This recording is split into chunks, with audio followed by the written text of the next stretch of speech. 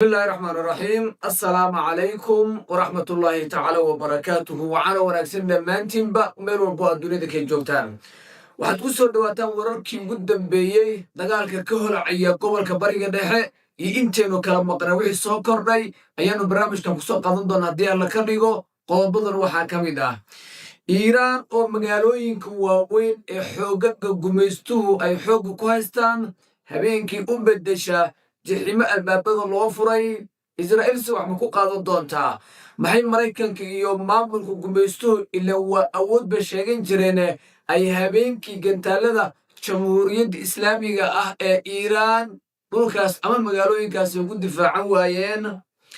waddamada carbeed gaar ahaan khaliijka oo iyana gubinaya iyo madaxdii xijaabada xirnaan jiratay oo markan xaalku uu ku liito waxaa kaloo barnaamij ugu soo qaadan doona haddii alla ka dhigo caasimadda waddanka iiraan oo iyana wajahaysa mid ka mida duqaymihii ugu cislaa su-aashiisa waxay tahay tixraan duqaymahaasi ma u jici doontaa waxaa kaloo barnaamijka ku soo qaadan doonaa dowladda waddanka urdun oo si rasmi ah ugu biirtay safka maamulka gumaystaha iyo sidoo kaleeto dowladda waddanka maraykanka waxaa kaloo barnaamijka ku soo qaadan doona haddii alla ka dhigo dhaqaalihii muddada badan lagu tamashlayn jiray ee khaliijka oo moogan sii liicaya qodobadaasi qodobo kale oo aad u xiiso badan iyo wararkii ugu dambeeyey iyo duqeymaha iminka socda ayaanu barnaamij ku soo qaadan doona haddii alla ka dhigo aadaad baad u mahadsantihiin daawadeen waxaa idinka codsanayaa inay tahay haddii markii ugu horreysaad kanaalkana soo booqato inaad sabskraib tiraadid muuqaalkana saaxiibadaa la wadaagtid aadaad u mahadsan tahay waxaad soo dhawaad aan ku hormarno dabcan maalintii sideedaad ayuu dagaalkan galay dabcan sabtidaynu maanta joogno sabtideedii ayuu dagaalkan garaxay ee dowladda waddanka iiraan ee u dhexeeya maamulka gumaystaha iyo maraykanka isku dhinaca marka maxaa marka ee hadda soconaya dabcan waxyaaba lala yaabay ayaa jira iiraan habeenkii marka la gaaro waa laga yaaba galabtii iyo ilaa iyo casarkii duurkii intaan duqeymo waa waday laakiin waxyaabaa yaabka leh ee la isweydiinaya waxay tahay iiraan markii ay qoraxda dhacdo ayayba sheekadu bilaabataa dabcan habeenkii xalay ahaa magaalooyinka talaabiib iyo yaafa iyo qudus iyo yacni dhulka xoogga lagu haysto oo dhan waxaa dhacay waxa la fajacay ayaa dhacay mar kale ayaa xilliyada habeenkii waxaa soo laabtay gantaalkii la odhan jiray kharmash afar yacni oo noqonaya dee 100 gantaal bal adugu qiyaas hal gantaal oo inta kale oo dhan waa soo wada socdaan inta kale oo dhan waa halgantaan laakiin markii uu yimaado goobtii looga talagalay ayuu wuxuu noqonayaa 100 gantaal mid walbana meeshii looga talagalay ayuu aadaya marka taa macnaheedu waxay ka dhigan tahay in hal gantaal ay 200 oo gantaal ay ku tuuraan maamulka gumaystaha si ay u soo radaan dabcan intiina daawatay habeenkii markaad aragtid waa iska dhaafaanba marba hadday gantaalku uu yahay khaybar iyo kharbashoor afar iyo camaad iyo sijiil iyo marba hadduu gantaal waxaasu yahay waa iska dhaafaan meeshuu doonuku uu ku dhaca markaasuu dugkum daakum ka dhigaa waxyaabaha yaabka leh waxaa ka mid ah garoonkii la odhan jiray luud adinku bengorion ayaan u taqaanaane garoonkaas wuxuu ah kan ugu weyn ee dhulka maamulka gumaystaha laga dhisay muddadii 77 sano iyo 87 sano ahaa ee maamulka dhulka xoogga ay ku haysteen cambikrati abihi isaguna waa gudaayey oo gantaalka la yidhahdo kharbashoor afar ayaa isaguna lug kale la dhigeen waxaa kaloo jirta xaafadii ugu waaweynaa ee dadka dhaqaalaha iyo shucuubta ugu tirada badan ay deganaayeen ee magaalada talaabiib gaar ahaan xaafadda la yidhahdo talaabiib alkubra iyo xayfa iyo iilaad iyo weliba hadda waxaa duqaynta lagu daray 3 jaliisha la isku yidhahdo jaliisha sare jaliisha hoose iyo jaliisha dhexe waxa iyagana dugkum daakum ayaa laga dhigay dhinaca kale iyaguna xogaga reer libnaanba iyaguna waxay amar ku bixiyeen israa'iiliyiintu inay ka qaxaan jaliisha sare iyo tan hoose haddii inta u dhexaysa qofku arkaan inay halaagi doonaan marka israa'iil gudaheeda haddeerta waxa ka soconaya ahdarul caadi laakiin duqaymaha marka talaabiib ku daadanaya يعني والله سعطان وزير كمالية السمسترج وعلى سوني معلومة كهر ويلو يسوي ضلي ملح وكيونه أرد دجالك آن وحال سوعني سوى أوعة النف فرحون كجرتو وحال كيس أبو ليتو سوى أويا برا برشيدك أرجع وعن كوري أكون تاجنات مركب duqaymaha marka iiraan waxaa leeyahay waxaa kale lala yaabay sida ay u beegsanayaan goobaha looga talagalay ee daqiiqa ah yacni goobihii sirdoonka xarumihii moosaad shaabaad xafiisyadii kale dowladda wasaaradda gaashaandhigga tii amniga yacni waxay ka dhigeen talaabiib waxay u bedeleen runtii wax aad loola yaabay marka gantaaladaasaa la soo geliyey oo iiraan afhayeenka ilaalada kacaanka wuxuu leeyahay waxaas anigu haddeertan ku dagaalamay inuu yiri weliba hadda waxay weerarkii 24aad bay soo qaadeen alwacdu saatiq waxaa layidhahdaa 24 marka waa ballanqaadkii 24aad weeye markaasaa haddee habeen toos uma baahan mar haddaad dhulkaa joogtid yacni leyrka iyo gantaaladaas waxay bixinayaan iyo markay dhacaan sida dhulku dhaqaajinayaan dhulgerin ayaa dhacay marka taasi waxay keentay baa laleeyahay weeraradan habeenkii ah in israa'iil gudaheedu marka buuq ka bilowdo ah war waxaa dhacay wax loo dulqaadan kara maahe khasaaradoodii sheega xataa waxaa loo diiday warbaahintii hal qof in muuqaalo ku dubo ilaa qof markaas muuqaal iska soo geliyey oo dase dirqi ah iyo qof daaqad ka duubay iyo qof si kalisa mooyaane xataa warbaahintii maamulka gumaystaha waa loo diiday inay duubaan halka magaalada Tehraan waxaa ka dhacaya ay wariyaashu u madax banaan yihiin oo siday doonaan u duubi karaan oo meel walba ay tegi karaan ilaa meel dee kooban oo dee sadhig military oo la duqeeyey dana suxufiya kumaba degdegi karaba laakiin magaalada gudaha iyo waxa kale ee la duqeeya iyo waxa waa caadi dhinaca kale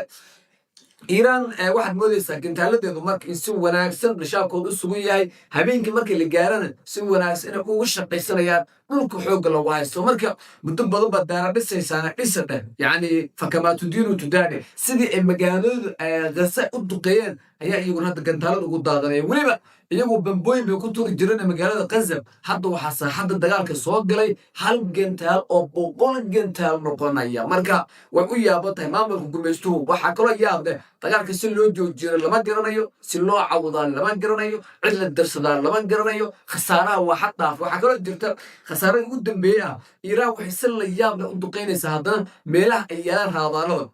raadaanada iyo yaalaan iyo waxbaa gantaalada ka hortagayo sadaqyadii militariga oo dabcan F-35 la gelin jiray iyo F-22 iyo wax allaalan waxay garoon militari ahaa oo dhulka gumaystuhu ku yaalay waxaa lagu leeyahay iyaguna waa ku daayeen dukuma laga dhigay ilaa in yar mooyaane marka xaalka marka aad buu u yilita hadda marka waxay bilaabeen qayli iyo waahow iyo in ay bilaabaan ay qaramadooda u dacwoodaan iyo waryaa naga dab intay bilaabeen dagaalkana maalinta saddexaad ayuu soconaya marka dagaalka laysma gaarin adkaystane adinka nabad dhulku joogi waayeen dhinaca kale goor dhow duqeymo culus ayaa ka dhacay caasimadda waddanka Iiraan waa magaalada la yiraahdo Tehran waxaana si culus loo duqeeyay garoonka diyaaradaha ee magaaladaasi sida uu warinayo telefishinka Al Jazeera marka duqeyn culus ayaa halkaasi ka jirta inkastoo suxufiyiinta halkaa joogto ay leeyihiin waxa khasaare ah oo dhacay ma garanayo laakiin duqeymo culus ayay warinayaan warbaahinta maxalliga ee kuwa caalamiga si gaara weliba telefishinadu waxay leeyihiin imika haddaan hadlayno war degdeg ah ayaa sheegaya in magaalada la yiraahdo Qudus ay hadda xaalad culus ay ku jirto imika aan hadlayno magaalada Qudus duqeymo culus ayaa ku soconaya sida uu warinayo telefishinka la yiraahdo Al Arabi marka laga leeyahay weliba waxaan la arkayaa gantaaladaas oo ku hoobanaya magaalada Qudus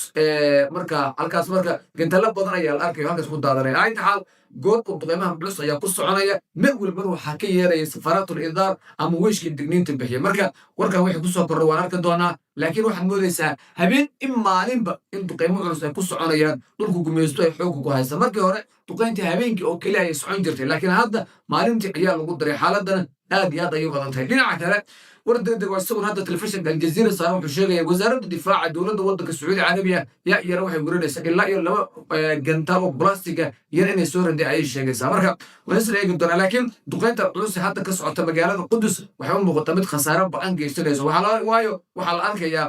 gantaaladii guuxdii ka dheeraya oo siday tahay ugu daadanaya magaalada Qudus ayaa la arkayaa ugu dambeyn annaga dhasan doona iska dunto hadda waa hagaag warkaas marka waa war degdeg wax ku soo kordha waan idin wadaagi doonaa aan wararkan iyo qodobadani kala sii galno qodobka kale wuxuu yahay dabcan garoonkan Tehran ee goor la duqeeyay isaga wixii ka soo laway marka doona laakiin Mareykanka iyo maamulka gumaystuhu marka waxaad moodaysaa yani dagaalka gacanta waa ka baxay waxba lama reebanayo hadda waxaa dhiman oo keliya hub nuclear in la isu isticmaalo marka faahfaahintani waxaana barnaamijka kan ku xiga ee falanqaynta iyo faalaynta dagaalka gobolka bariga dhexe ayaanu insha allahu tacaala ku soo qaadan doonaa kaasa faahfaahin badan idinkula wadaagaya haddii alla ka dhigo dhinaca kale marka wadamadii carbeed ee gaar ahaan khaliijka goor dhow weliba afhayeenka ciidanka ilaalada kacaanka waddanka Iiraan korneel maxamed korneel cali ninka la yiraahdo nabiil ninka la yiraahdo waxaa la yiraahdaa korneel cali maxamed niyani ayaa la yiraahdaa marka ninkaas ayaa wuxuu leeyahay goorna waxa uu sheegayaa inay duqeeyeen meelo badan oo ku yaala gobolka bariga dhexe waxa uu leeyahay meesha la yidhaahdo khaliijka gaar ahaan waxaan qaaday buu leeyahay weeraro badan oo imaaraadka oo kale waa la weeraray saldhig culus oo halkaa ku yaala ayaan weerarnay buu leeyahay waxaa kaloo weerarnay buu yiri saldhigga la yidhaahdo cali saalim la yidhaahdo oo maraykanku leeyahay mar dhow ayaan isaguna weerarnay buu leeyahay marka saldhig kale oo imaaraadka carabta ku yaala oo la yidhaahdo aldifra isaguna waa weerarnay buu leeyahay oo dunkum daakum ayaan ka dhignay buu leeyahay yani marka afhayeenka wuxuu sheegayaa in dagaaladan ay sii socon doonaan waxaa kaloo bacad ku maray meel walba oo caasimadaha carabta ku yaalaan oo saldhigyada maraykanka ay ku yaalaan in ay cadaadugaha ka dhigi doonaan ayuu sheegay oo marna aan la deyn doonin marka afhayeenka ciidanka ilaalada kacaanka gaar ahaan khatimul ambiya ayaa la yirahdaa ayaa goorna u shaaciyey waxaana uu sheegay in marka dagaalkaas uu yahay mid mashruuc ah oo bannaan wuxuu yidhi waxay naga soo weerarayaa buu yidhi waddamada carabeed dhinaca kale carabtu marka anaga nala soo weeraraya ma arag buuri iyagoo cambaaraynaya dhinaca kaleda weeraradeena ayaad moodaysaa buuri in culays uu ku hayo marka goorna ayuu isaguna warkaas sheegay afhayeenka ciidanka ilaalada kacaanka gaar ahaan khaatimul ambiya waa usoo laaban doona dhinaca kale sacuudi carabiya iyana waxay leedahay xaalad culus ayaa ku jirta sida uu sheegayo afhayeenka wasaaradda difaaca sacuudi carabiya ninka la yidhahdo generaal arrukni turkiya maalinki ninka la yidhahdo isaguna wuxuu leeyahay xaalad culus ayuu soo warinayaa oo ka jirta sacuudi carabiya marka isaguna warka hadda dul jooga alayta xaal wadamada sacuudi carabiya iyo kuwait iyo qatar iyo haddii laba ku rooyahay baxrayn iyo waa horcaya wadamadaas maxaa yeelay wixii ay magaalada gaza in muddo ah ku daawan jireen fakamaa tudiinu tudaani maanta magaalada gaza waa nabad alxamdulilah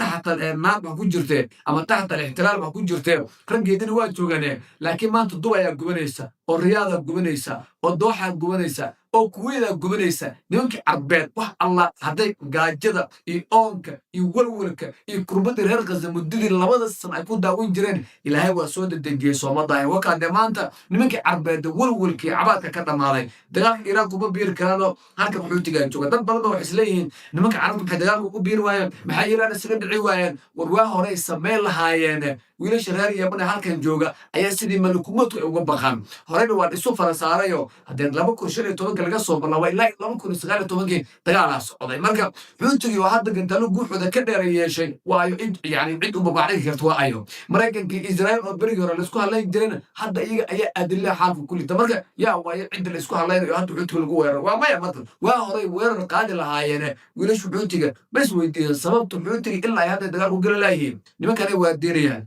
ilan iiraan waa sidaad artaan zoom bay ka dhigtay yani dubkum daakum bay ka dhigtay waxay saqiyeen maraykanka iyo israa'iil ay ku lahaayeen markaasi gobolka bariga dhexe marka taasi waa taas iyadan afhayeenka isaguna wuxuu leeyahay hadalka ayuu sheegayaa dhinaca kale haddii aynu eegnana waxaa kaloo eegaynaa urdun waxaa goorna warinaya iyaduna war degdegaan arkaya oo iyadana laleeyahay waxay soo riday gantaalo oo iyadana ku socday magaalada xayfa adigu mucjisadaan maxaa adiga yani u soo radaysaa gantaalada adiga kuguma socdaane yani urdun dabcan iiraan ilaa iyo hadda urdun si rasmiya uma duqeen sababo ayaana jira dabcan urdun shacabka ku nool boqortooyada waa la yaqaana iyadu waa ibnu israa'iil weeye waa netanyahu ayay isku aabihiin iyo donald trump laakiin dadka shacabka ah ee reer urdun ee xagga ku nool waa falastiin 80% sidaasay daraaddeed marka shacabka aad bay u yani iiraan ula jiraan cadowtooyin uma hayaan kuwa boqortooyada dabcan saldhigyo waaweyn oo maraykanku ay leeyihin ayaa ku yaala laakiin intaas waxaa kaga shar badan kuwa ku yaala khaliijka ayaa kumar kaga shar badan because urdun dhaqaale ma hayso sababtan waa la garan karaayo biyaha iyo korontada israa'iilaa siisa marka iiraan waxaad moodaysaa sidaas daraaddeed shacabka urdun degan daraaddood in loogu cudur daaray ayaad moodaysaa marka ciidamada duqayntooda waqti badan iskama gelinayso marka hawshooda halkaasay maraysaa goorba dhowr gantaal oo ku socday magaalada xayfa la yidhaahdo iyo magaalada iilaad la yidhahdo ayaa dhulka soo dhigeen dabcan gantaalada lasoo riday aad arkaysaa waxa soo ridaya urdun ma ah urdun itaaliya kusoo ridaa bal urdun waa dadka biyaha iyo korontada la sii weeye marka macno male iyagu dowladda laakiin saldhigyadii maraykanka iyo maamulka gumeystaha ay ku lahaayeen weeye waxa soo ridaye iyagu yani waa sidii lebes oo kale waa hawadooda la isticmaalayo oo keliya laakiin wax macno ah itaaliya kusoo ridaan arig waxaa la hadduu waxtaro dabadiisu daboolo laha marka waxba kama jiraan warkaas waa ku gudbaynaa marka dhinaca kale dhaqaalihii inta muddo badan lagu tamashlayn jiray lagu raaxaysan jiray ee waddamada khaliijka oo 40 sano 50 sano 80 sano lasoo dhaafay caalamul islaami ciddii burburtaaba kuwana lagu dumiyey kuwana lagu duleeyey hadda waa sii hoobanaya carabi maanta shidaal sooma saarto dhaqaalihii dalxiiska waa ka joogsaday haddii dagaalkan hadda uu soconaya muddo 5 bilood sii socda waa arki doonta ninka carbeed oo xaalku uu ku liito midda kale dhaqaalaha hataa tirada badan ee hadda u yaal ilaahay ha ka qaadee yacni dabcan waa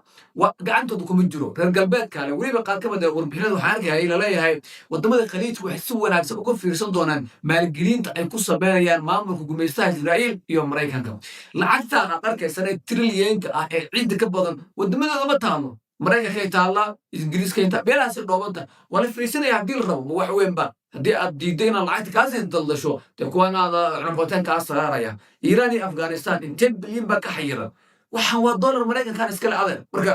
howshaas halkaasay maraysa guud ahaan marka waxaa laleeyahay wadamadii reer galbeedka iyo kuwii carbeedba xaalka aad ayuu ugu liitaa marka dagaalkan waxaad moodaysaa maalinba tan ka dambaysa in uu aad u kordhayo war deg deg ah oo hadda isu tag imaaraadka carabta ka yimidna waxa uu sheegayaa duqeymo culus inay ka socdaan goobo badan oo ku yaala isu tag imaaraadka carabta iyo sidoo kaleeto iyadoona inay jirto gantaale la soo riday in ay jirto marka waxay leeyihiin difaaca cirka ayaa soo riday bay leeyihin lakin waxa samayn jira warkii qudus ayaa warkii soo kordhay waxaa laleeyahay duqeyntaasi khasaaro culus ayaa dhacay oo ayuu geystay laakiin waaxda dhinaca gurmadka deg dega ah ayaa iyaguna dadaal badan ku jira marka inkastoo israa'iil ay si weyn u faafreebayso haddana warkaa deg dega ayaa jira laakiin ciidanka ilaalada kacaanka waxaad moodaysaa weli hawshooda inay si weyn uga dhiifan tahay dagaalkana ay si cajiiba ugu jiraan marka dhan walba marka laga eego waxaa laleeyahay xaaladda wadamadaasi marka la eego yani waa wax aad u dhib badan dabcan 24 saac israa'iil iyo talaabiib iyo wadamada carabeed waxba isma dhaaman ayaa laleeyahay marka waynu arki doonaa insha allahu tacala wararkani wixii kale kusoo kordha dhinaca kale wadanka libnaan isaguna dagaalo culus ay xoogaga maamulka gumaystuhu ay ka wadaan marka kaas oo isaguna ku saabsan in marka ciidanka israa'iil gudaha gale iyaguna in caqabad ay wajahayaan oo duqeymo culus iyaguna lagu hayo dagaalada lugta aan kala go' lahayn marka intaas ayna waa libnaan bay kasoo kordhayaan jariirada la yidhahdo washington post waxay leedahay mas-uuliyiin amerikaan ah oo sare ayaa u sheegay wasiirka arrimaha dibadda dowladda waddanka maraykanka ayaa hadda wuxuu sheegayaa wasiirka arrimaha gudaha dheh dowladda waddanka maraykanka ayaa waxuu sheegayaa ascaartii ama shidaalkii inuu cirkas u sii shareeray marba marka ka dambayso uu sii kordhayo marka guud ahaan caalamku weeye waa dagaalka maalintii saddexaad 20 markuu socdo waa la arki doonaa sidii wax isku bedelaan marka warkii wasiirkii arrimaha gudaha dowladda waddanka maraykanka ayaana warkaasi warinay waana war deg dega oo hadda saaran telefishinka aljaziira wararkani wixii kusoo kordhay insha allahu tacala waan idinla wadaagi doonaaye aad baad u mahadsantiin inta ka horeysa nabadgelyo